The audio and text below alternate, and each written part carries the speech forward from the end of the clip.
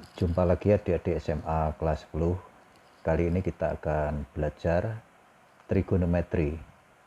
Latihan menentukan nilai sudut yang positif lebih besar dari 360. Nanti kita pakai dua tahap. Tahap pertama adalah mencari sisanya dulu. Tahap keduanya baru kita selesaikan. Seperti video sebelumnya. Jadi ini misalkan sin 390. Kita cari sisanya dulu, tahap pertama ya.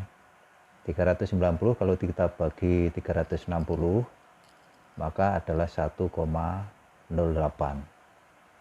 1 ini adalah 1 kali putaran. 1 kali 360, 0,8 ini sisanya. Kalau kita kalikan 360, maka ketemu 30. Berarti sin 390 itu sebenarnya sama dengan sin 30. Kalau kita gambar, sin 30 itu adalah dari 0 lebih 30. Sin 30 nilainya adalah setengah. Kita lihat di tabel. Kemudian karena di kuadran 1, sin, tangen, dan cosnya positif, maka nilai sin ini adalah positif. Kemudian sin 510. Tahap pertama kita cari sisanya, 510 kita bagi 360, maka nanti ketemu 1,4. Satu putaran lebih 0,4. 0,4 kalikan 360 ketemu 150. Maka ini sama dengan sin sisanya 150. Kalau kita gambar 150 adalah seperti ini. 150. Nah, sin 150 kita sederhanakan. Untuk menuju 180, maka dia kurang berapa? Kurangnya adalah 30. Maka sin 150 itu sebenarnya sama dengan sin 30. Sin 30 seperti soal yang tadi, nilainya adalah setengah. Karena berada di kuadran 2, yang positif adalah sin, maka nilai dari sin ini adalah positif. Berikutnya, sin 570. Kita cari sisanya. Sin 570 dibagi 360, maka ketemu 1,58. Satu putaran lebih 0,58. 0,58 kalikan 360 ketemu 210. Maka bisa kita tulis dengan sin 210. Sin 210 kita gambar 210. 210 sebenarnya adalah 180 tapi lebih 30. Maka boleh ditulis dengan sin 30. Nilainya adalah setengah. Dia berada di kuadran ketiga.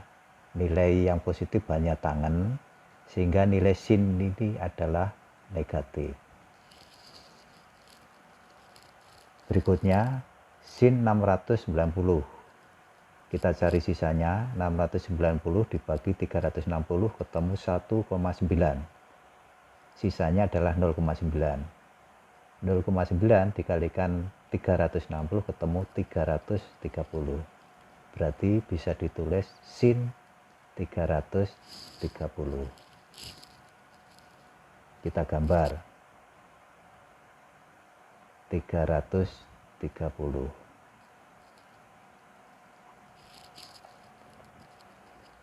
Ini sama dengan menuju nolnya itu kurang 30. Sehingga boleh ditulis dengan sin 30 kurang 30. Karena posisinya di kuadran 4, yang positif hanya cos, maka nilai sin ini adalah negatif. Nilai dari sin 30 adalah setengah. Sekarang kita beralih ke cos 750. Cos 750 ya. Cos 750 itu sebenarnya dibagi dengan 360 ketemu 2,08. 2 itu 2 putaran, sisanya adalah 0,8. 0,8 dikalikan 360 ketemu 30. 30 kita gambar. 30. Berarti dari 0 dia lebih 30. Sehingga boleh ditulis dengan cos 30. Lebih 30. Cos 30 itu nilainya adalah setengah akar 3. Di kuadran 1 yang positif adalah sin, tangen, dan cos, maka nilai dari cos 30 adalah positif. Berikutnya, cos 870, cari sisanya. 870 dibagi 360 ketemu 2,4. 2 putaran lebih 0,4. 0,4 dikalikan 360 maka ketemu 150. Sehingga ini boleh ditulis dengan cos 150. Kita gambar 150. Nah, 150 kita sederhanakan supaya nanti nilainya antara 0 sampai 90. 150 untuk menuju 80 maka kurang 30. Sehingga bisa ditulis ini adalah cos 30. Cos 30 nilainya adalah setengah akar 3. Seperti soal pertama. Kita lihat, dia di kuadran 2. Kuadran 2 yang positif adalah sin, lainnya negatif. Sehingga cos ini nilainya adalah negatif. Berikutnya cos 930. Kita cari sisanya.